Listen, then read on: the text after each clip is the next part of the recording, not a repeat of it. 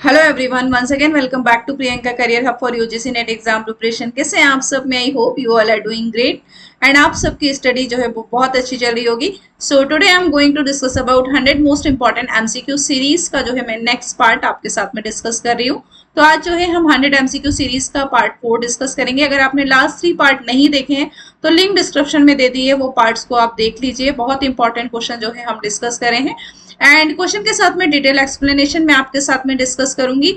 अगर आप इस चैनल पर नए हो, चैनल को सब्सक्राइब कर लीजिएगा ताकि आगे आने वाले वीडियोस का नोटिफिकेशन आपको टाइम टू टाइम मिल जाए। So this is about me, my name is Priyanka Punjabi and currently I am working as assistant professor in VBIP department.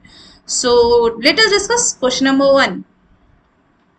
Which of the following are common criteria of test? Option number A, administrative condition. Option number B, all questions of higher order thinking skills. Option number C, time limit, nature of question and mark allocation. Question में आपसे पूछा गया है Which of the following are common criteria of test? Test से related ये teaching aptitude का question है friends, teaching aptitude. And question में पूछा जा रहा है common criteria of test. Test का क्या कॉमन क्राइटेरिया होता है? एडमिनिस्ट्रेटिव कंडीशन, यस क्वेश्चन जो होते हैं वो एडमिनिस्ट्रेटिव कंडीशन में होना चाहिए। Option A is the right. All questions of higher order thinking skills, yes question जो है आपका जो टेस्ट होता है, जो एग्जाम होता है एप्टीट्यूड टेस्ट या किसी भी टाइप का कोई टेस्ट होता है, तो उसमें ऑल द क्वेश्चन जो सारे ही क्वेश्चन जो है हाई लेवल के नहीं होना चाहिए। कुछ क्वेश्चन जो है वो इजी होना चाहिए, कुछ मॉडरेट होना चाहिए, देन हम कुछ बोल सकते हैं कि कुछ जो है हायर लेवल के क्वेश्चन होना चाहिए। बी में आपसे बोला जाए कि ऑल क्वेश्चन, सारे ही क्वेश्चन अगर हायर लेवल के हम दे देंगे तो स्टूडेंट्स के जो है वो माइंड में जो है थोड़ा सा ये फोबिया हो जाएगा एग्जाम का कि क्वेश्चन जो है वो बहुत ज्यादा टफ आते हैं। तो सारे क्वेश्चन हमें जो है हायर लेवल के नहीं देना चाहिए। कॉमन क्राइटेरिया ये होता है टेस्ट का। तो इजी होना चाहिए कुछ क्वेश्चन, मॉडरेट होना चाहिए, कुछ हाई लेवल के होना चाहिए। टाइम लिमिट, यस कोई भी एग्जाम होता है उसकी टाइम लिमिट तो होना ही चाहिए। Nature of question, nature of question किस टाइप का है ये भी डिपेंड करता है आपके टेस्ट का। मार्क्स एलोकेशन, यस अगर कोई टेस्ट होता है तो उसके मार्क्स भी एलोकेट, जैसे हमारे यूजीसी ने के एग्जाम में 1 क्वेश्चन के लिए 2 मार्क्स है तो ये मार्क्स एलोकेशन भी होना चाहिए। तो A C D is the right answer. Question number 1 का राइट आंसर हो जाएगा option number 4। Next question number 2। Which of the following represent learning as a 6th level hierarchy in a cognitive domain? Option number A, Bloom's taxonomy. Option number 2, Solow taxonomy, Briggs taxonomy and Gagnes taxonomy. Friends आपसे 6 level पूछे जा रहे हैं cognitive domain में। आपको पता है कि ब्लूम में जो है 3 डोमेन होते हैं ब्लूम टेक्सोनॉमी में। फर्स्ट जो डोमेन होता है cognitive domain, affective domain and psychomotor domain. Psychomotor domain, cognitive domain में 6 लेवल होते हैं एंड मैंने उसके लिए आपको शॉर्ट ट्रिक दे रखी है केस। सो जो मेरे वीडियोस देखते हैं उनको पता होगा कि मैंने क्या इसका फुल फॉर्म बताया है। एंड इसके 6 लेवल है। के से एक शॉर्ट ट्रिक है। K means knowledge, C means comprehension और understanding, application, analysis, synthesis and evaluation. तो 6 जो लेवल होते हैं वो कॉग्निटिव डोमेन में होते हैं ब्लूम टेक्स। क्वेश्चन में आपसे कॉग्निटिव डोमेन पूछा जा रहा है तो ये 3 डोमेन जो है ब्लूम टेक्सोनॉमी के होते हैं। कॉग्निटिव डोमेन एक होता है तो ये ब्लूम टेक्सोनॉमी के है। ऑप्शन नंबर 1 जो है वो राइट हो जाएगा। अगर आपसे पूछा जाता कि अफेक्टिव डोमेन, तो 3 डोमेन होते हैं ब्लूम टेक्सोनॉमी में, कॉग्निटिव, अफेक्टिव एंड साइकोमोटर। तो अफेक्टिव के लिए मैंने आपको शॉर्ट ट्रिक दी है RR वो। साइकोमोटर के लिए IM PAN, right? Receiving, responding, valuing, organizing और characterization, imitation, manipulation, precision, articulation and naturalization. तो this is all about the Bloom's taxonomy. May I hope कि this concept is clear to you. Okay, so next question. Question number 3. Statement number 1. Extrinsically motivated students are driven by reward and praise. Statement number 2, intrinsically motivated students engage with the subject for a personal satisfaction it brings. Friends, जो external extrinsic means external motivation, external जो motivation होता है students का कि उनको कुछ reward मिल रहा है, यानी कि कोई पुरस्कार मिल रहा है या कोई फ्रेज या उनका कोई अप्रिसिएशन दे रहा है या किसी भी टाइप का उनको कोई अचीवमेंट है, रिवॉर्ड मिल रहा है, तो ये एक्सटर्नल मोटिवेशन होता है. तो दिस इज स्टेटमेंट नंबर 1 जो है वो करेक्ट होगा. Intrinsically motivation, student engage with a subject for a personal. जो इंटरनली स्टूडेंट्स मोटिवेट होते हैं वो अपने सब्जेक्ट के साथ में पर्सनली जो है वो इंगेज होते हैं एंड वो जो है सेटिस्फैक्शन फील करते हैं. तो स्टेटमेंट नंबर 2 भी जो है वो राइट होता है. Personal satisfaction is related to the intrinsic motivation and reward is related to the extrinsic motivation. Both the statement 1 and 2 are true. So question number 3 का right answer हो जाएगा option number 1. Next question number 4. Identify the tools for shared viewing of visual and other interactive content within a real-time environment. Virtual whiteboard, slide showing, polling, quizzing and avatars. Question में आपसे पूछा जा रहा है कि इस सारे जो टूल दिए गए हैं इसमें से वो टूल को आइडेंटिफाई करो जो हम रियल टाइम में शेयर कर सकते हैं, जो कि विजुअल भी हो, लाइक ई कंटेंट, ई लर्निंग, जो रिलेटेड है हमारा ई लर्निंग से, यानी कि इलेक्ट्रॉनिक लर्निंग, और डिजिटल लर्निंग, डिजिटल प्लेटफॉर्म में हम जिसका यूज करते हैं.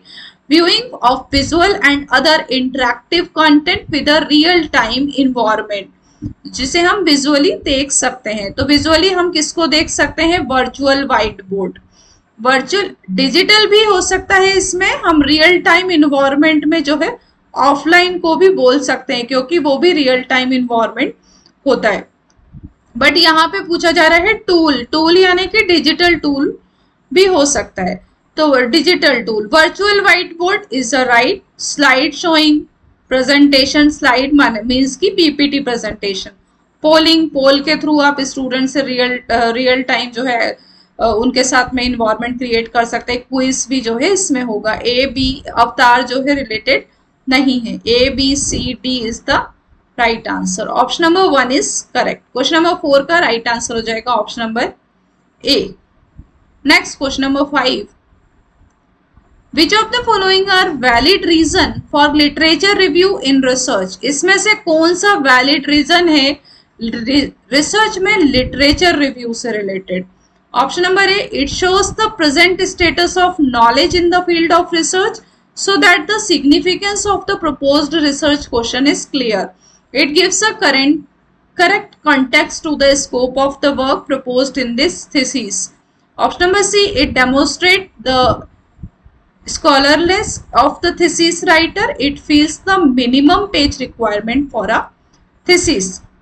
आपसे लिटरेचर रिव्यू के बारे में पूछा जा रहा है. सो बोला जा रहा है में it shows the present status of knowledge in the field of research so that the significance of the proposed research question is clear. So option number ए जो है वो करेक्ट होगा क्योंकि लिटरेचर रिव्यू हम कब करते हैं? अगर हमें किसी कुछ रिसर्च करना होती है तो पहले हम चेक करते हैं कि उस टॉपिक से रिलेटेड उस फील्ड में पहले जो रिसर्च हुई है प्रेजेंट उसका उस रिसर्च से रिलेटेड डेटा को हम कलेक्ट करते हैं. Present status of knowledge in the field of research, अभी उस टॉपिक से रिलेटेड प्रेजेंट में क्या स्टेटस है उसके बारे में हम डेटा को कलेक्ट करते हैं. So the significance of the proposed research question is clear. हम क्या करना चाहते हैं रिसर्च रिव्यू में? हम क्या करना चाहते हैं? लिटरेचर रिव्यू करते हैं, उसमें डेटा को कलेक्ट करते हैं. लाइक प्रीवियस इस टॉपिक के ऊपर प्रीवियस कुछ रिसर्च हुई है तो उसको भी हम जो है रीड करते हैं और गैप को फाइंड आउट करते हैं कि प्रीवियस जो रिसर्च हुई थी और जो हम रिसर्च करने जा रहे हैं तो उसके बीच में क्या रिसर्च गैप है. फॉर एग्जाम्पल, मुझे अगर कोई रिसर्च पेपर पब्लिश करना है, कोई टॉपिक ऐसा है जिसमें ऑलरेडी रिसर्च हो रखी है, तो 5 to 10 रिसर्च पेपर में पहले उससे रिलेटेड रीड करूंगी तो मुझे आइडिया हो जाएगा कि मेरे रिसर्च में क्या गैप है. तो पहले रिसर्च रिव्यू में हम प्रपोज्ड रिसर्च हमारा क्वेश्चन को क्लियर करते हैं यानी कि नॉलेज को गैदर करते हैं. It gives a correct context to the scope of the work proposed in the thesis. ये जो है हमें करेंट कंटेक्स्ट प्रपोज करता है थीसिस से related. So B is also right. It demonstrates it is scholarliness of the thesis writer. It's not right. It fills the minimum page requirement for a thesis. ये भी minimum page requirement of a thesis से related नहीं है, तो D जो है वो wrong हो जाएगा. A and B, option number first is the right answer. Next, question number 6. When a research study is conducted to know about an unknown area and collect information, it is known as option number 1 pilot study, feasibility study, explanatory research and exploratory research. हम उस research study को कर रहे हैं conducted to know about an unknown area, यानी कि जिससे related हमारे पास इंफॉर्मेशन नहीं है. अननोन एरिया से रिलेटेड इंफॉर्मेशन को जब हम कलेक्ट कर रहे हैं, यानी कि हम कुछ एक्सप्लोर कर रहे हैं अपनी रिसर्च में, एक्सप्लोर कुछ खोज रहे हैं, तो वो होती है एक्सप्लोरेटरी रिसर्च. एक्सप्लोरेटरी रिसर्च वो रिसर्च होती है कि हम उस प्रॉब्लम से रिलेटेड इन्वेस्टिगेशन करते हैं जो कि प्रॉपरली डिफाइन नहीं होती है. Option number 4 is the right answer. मैं hope you all are enjoying the session. Video अच्छा लगता है तो फ्रेंड्स के साथ में जरूर शेयर कीजिएगा. Question number 7. A research is conducted telephonically. Which among the following statement is true? It improves quality of data. It improves the validity research. It reduces the cost of data collection. It makes participants comfortable. आपसे पूछा जा रहा है कि अगर आप telephone के through जो है सर्वे करते हैं तो इसका क्या बेनिफिट है, यानी कि ये कौन सा ऑप्शन इससे ट्रू होगा. क्या ये क्वालिटी को इम्प्रूव करता है? नो, ऐसा जरूरी नहीं है, क्योंकि ऑफलाइन अगर हम लेंगे तो भी क्वालिटी आ सकती है. टेलीफोन बल्कि ऑफलाइन में तो क्वालिटी होने के चांस ज्यादा होंगे as compare to telephone.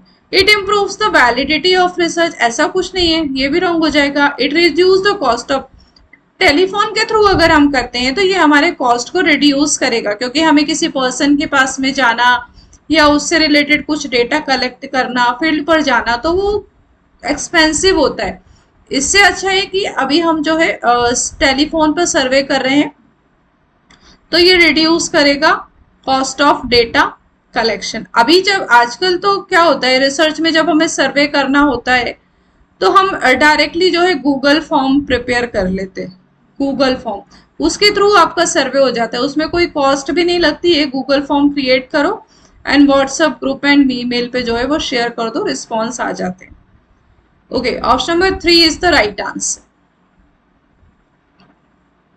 Next, question number 8. The grapevine communication is often driven by option number A, external professional agencies, competing organization, top management of an organization, social network of employees. Friends, ये जो grapevine communication होता है ना, ये informal communication होता है. हमारे पास 2 type के कम्युनिकेशन होते हैं. एक तो होता है formal, second is that informal, verbal, non verbal. Hand movement, gesture, posture, इशारे करना, science, silence communication is non verbal. जैसे मैं बोल रही हूँ verbally, orally, it's a verbal communication. Informal communication, आपने जो है वो ग्रेप्स देखा है, ग्रेप्स जो होता है एक बंच में होता है, एक साथ होता है गुच्छे में, उसी के नाम पर इसको रखा गया ग्रेपवाइन कम्युनिकेशन को. ग्रेपवाइन कम्युनिकेशन मीन्स यहाँ पे बहुत सारे पर्सन आपस में बैठ के गप्पे मार रहे होते हैं, यानी कि गॉसिप बोल सकते हैं हम इसको. तो इससे जो है आपको याद रहेगा, बहुत सारे पर्सन है वो आपस में बात कर रहे हैं, गॉसिप कर रहे हैं, गेट टुगेदर कर रहे हैं, सोशल नेटवर्क क्रिएट कर रहे हैं. दैट इज द इनफॉर्मल और द ग्रेपवाइन कम्युनिकेशन. तो grapevine communication is also called as the informal communication. Option number 4 is the right, social network of employees. Next, question number 9. Which of the following is a semantic barrier? Option number 1, blurred image on television, unclear printing in newspaper, static broadcasting and redundancy in writing. कौन सा जो है वो semantic barrier है? Semantic barrier means आप किसी person से कुछ कम्युनिकेट कर रहे हैं, वो समझ कुछ और रहा है, मीन्स कि पर्सन आपकी बातों को क्लियरली अंडरस्टैंड नहीं कर रहा है, यानी कि आपकी मैसेज को कुछ और ही अंडरस्टैंड कर रहा है। मैं अगर किसी पर्सन को बोल रही हूँ नो, पर उसको लग रहा है कि मैं नो बोल रही हूँ, and I am talking about yes it's right, they are thinking yes लिखना है मुझे। तो ये जो होता है वो सिमेंटिक बैरियर होता है। ब्लर्ड इमेज ऑन टेलीविजन ये नहीं होगा। Unclear printing is not related. Static broadcasting is also not. Redundancy का मीन्स होता है राइटिंग में रिपीटेशन। रिडंडेंसी को हम बोलेंगे रिपीटेशन, यानी कि हम रिपीट कर रहे हैं। तो रिडंडेंसी इन कम्युनिकेशन यानी कि बैरियर तब क्रिएट होता है जब हमारी राइटिंग में रिपीटेशन होता है, क्योंकि पर्सन अच्छे से समझ नहीं पा रहा है, तो वहां पे रिडंडेंसी जो है वो हो जाती है। तो इस टाइप के बैरियर को हम बोलते हैं semantic barrier. Option number 4 is the right answer. Next question number 10, statement number 1, language and other symbolic mean of communication are surely social product. Statement number 2, communication media always provide the feel good factor to their users. Language and other symbolic mean of communication are surely social product. Yes, obviously language जो है वो सब बोलते हैं, ये एक ऐसा medium है कम्युनिकेशन का जिसके थ्रू पर्सन जो है आपस में कम्युनिकेट कर सकते हैं सोसाइटी में। तो language and other symbolic mean of communication जो है वो सोशल प्रोडक्ट है। Statement number 1 is correct. Communication media always provide the feel good factor of their users. तो ये ऑलवेज नहीं होना चाहिए, क्योंकि किसी भी टाइप का मीडिया हमेशा गुड फैक्टर प्रोवाइड नहीं करता। कुछ बैड एक्सपीरियंस भी होते हैं, कुछ गुड भी होते हैं। जब भी किसी ऑप्शन में ऐसी जबरदस्तियां की जाए एज लाइक दैट ऑलवेज, तो वो हमेशा रॉन्ग ही होता है। तो ये जो है मैं आपको ट्रिक बता रही हूँ, इस टाइप के जो है सेंटेंस रॉन्ग होते हैं। So statement number 2 is false. First is true, second is false. Option number 3 is the right answer. Next question number 11, which of the following are true of communication? A, communication is inevitable, communication is non-social, communication is irreversible, communication is cultural, communication is completely commercial। आपको बताना है कि communication में से ये कौन सा true है। कम्युनिकेशन जो होता है वो इनविटेबल होता है। यस, कम्युनिकेशन जो होता है वो इनविटेबल होता है। ये नॉन सोशल है, ऐसा नहीं होगा, क्योंकि कम्युनिकेशन क्या होता है, सोशल होता है। पर्सन के साथ में हमें सोशली अपने मैसेज को पहुंचाने के लिए कम्युनिकेट करते। कम्युनिकेशन जो होता है इरिवर्सिबल होता है, मीन्स मैंने एक बार जो कह दिया वो रिवर्ट नहीं आएगा, यानी कि हमने जो एक बार किसी के साथ में कम्युनिकेट कर दिया तो वो हम अपनी बातों को रिवर्स नहीं ले सकते हैं, इसीलिए ये इरिवर्सिबल होता है। Communication is cultural, communication is properly completely commercial. Communication जो होता है वो प्रॉपरली कंप्लीटली कमर्शियल नहीं होता, कुछ इनफॉर्मल भी होता है, कुछ फॉर्मल। अब यहाँ पे देखो जबरदस्तियां कर रहे कंप्लीटली कमर्शियल, ऐसा नहीं है ना। कम्युनिकेशन कभी भी कंप्लीटली कमर्शियल नहीं होता। तो ये आंसर जो हो जाएगा आपका इनविटेबल होता है, इरिवर्सिबल यानी कि एक बार जो हमने बोल दिया उसको हम वापस नहीं ले सकते। Communication is culture, yes it's related to our culture, so social तो होगा ही नहीं। A, C, D, option number B is the right answer.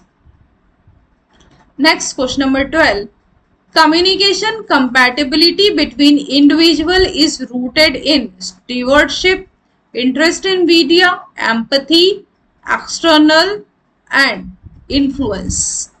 पूछा जा रहा है आपसे communication compatibility between individual is rooted, यानी कि ये होता है empathy. Empathy means feeling, external feeling. Communication जो आप किसी पर्सन को कम्युनिकेट कर रहे हैं, एक होता है सिंपैथी, एक होता है एम्पैथी। एम्पैथी मीन्स किसी पर्सन को आप राइट डायरेक्शन बता रहे हैं, सिंपैथी यानी कि आप उसके ऊपर दया कर रहे हैं। तो कम्युनिकेशन कंपैटिबिलिटी शो करता है empathy. Option number C is the right answer. Next question number 13. What is flex fuel engine in motor vehicle engine? Option number 1. Engine which run exclusively on biofuels, engines which are compatible with only 50% biofuel and 50% gasoline, engines in which biofuels and gasoline can be put in any ratio, engines which run off on diesel and CNG. आपसे पूछा जा रहा है what is flex fuel engine in motor vehicle engine? Motor vehicle engine में कौन सा flex fuel होता है इंजन? सो एक्सक्लूसिवली बायोफ्यूल्स नहीं होगा, which are comfortable with the only biofuels भी नहीं होगा. इसका आंसर हो जाएगा engines which biofuels and gasoline can put in any ratio, यानी कि इंजन और बायोफ्यूल गैसोलीन में हम किसी रेशो में उसको पुट कर सकते हैं. सो option number 3 is the right answer. Next question number 14. Statement number 1.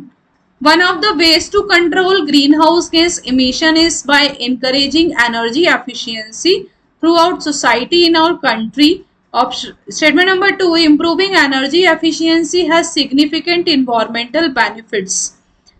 बोला जा रहा है स्टेटमेंट नंबर जो है 2 दिए हैं, आपको राइट बताना है कौन सा ट्रू है फॉल्स है.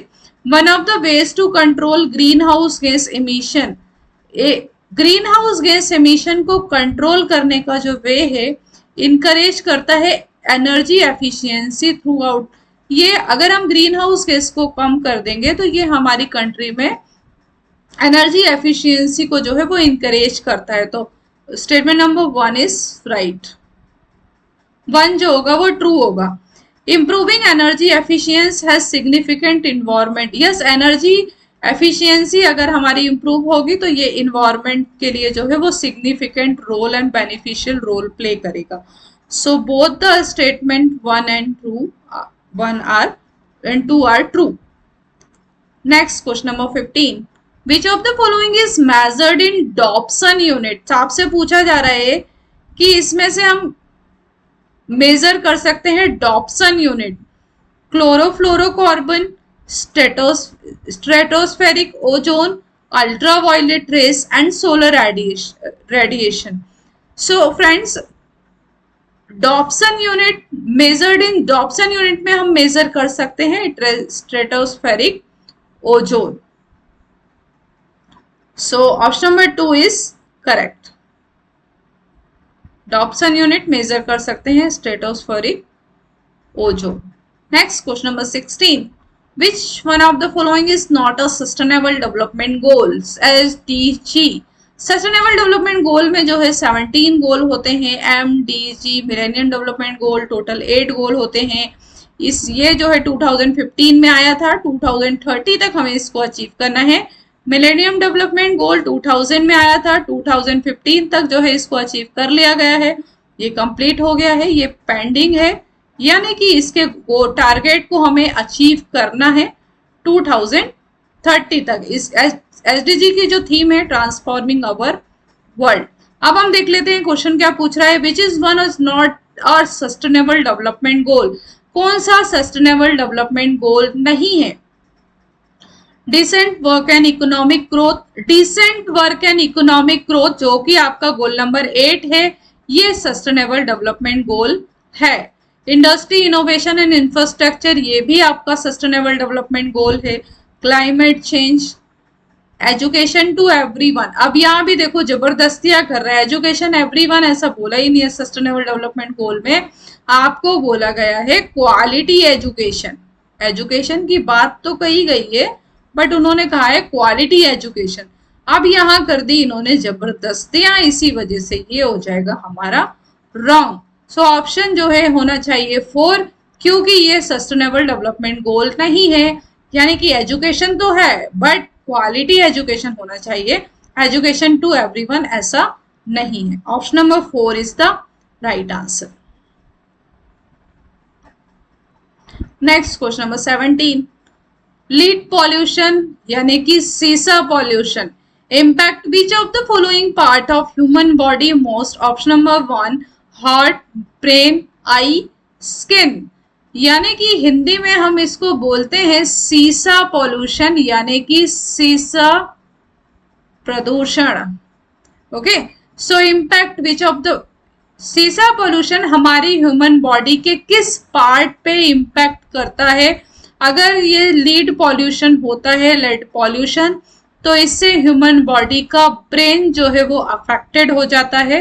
तो option number 2 is the right option. अगर फोटोकेमिकल स्मॉग होता है तो उसकी वजह से हमारा आई इरिटेशन होता है, right. So question number 18, next question number 18,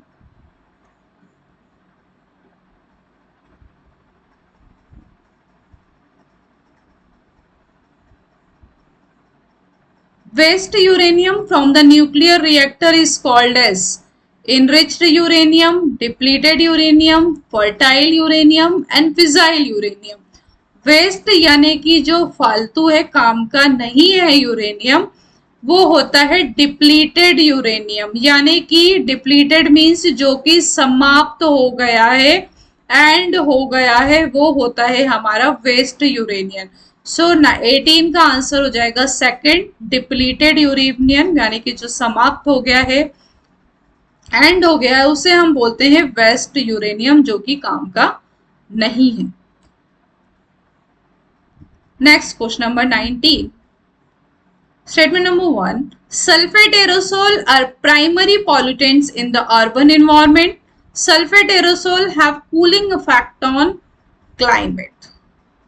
यहाँ पे बोला जा रहा है सल्फेट एरोसोल जो होता है वो प्राइमरी पॉल्यूटेंट्स है, तो ये रॉन्ग हो जाएगा, क्योंकि सल्फेट एरोसोल जो होता है वो सेकेंडरी पॉल्यूटेंट है अर्बन एनवायरनमेंट। तो यहाँ पे होना चाहिए था सेकेंडरी, इसी वजह से ए जो है वो फॉल्स हो सॉरी 1 जो है वो फॉल्स हो जाता है।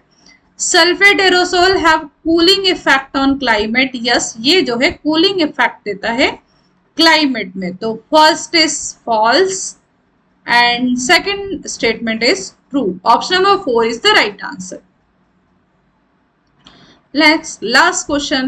The National Portal for Trainers and Assessors and Initiatives by National Skill Development Corporation is called Nalanda, Takshashila, Vikram, Patanjali.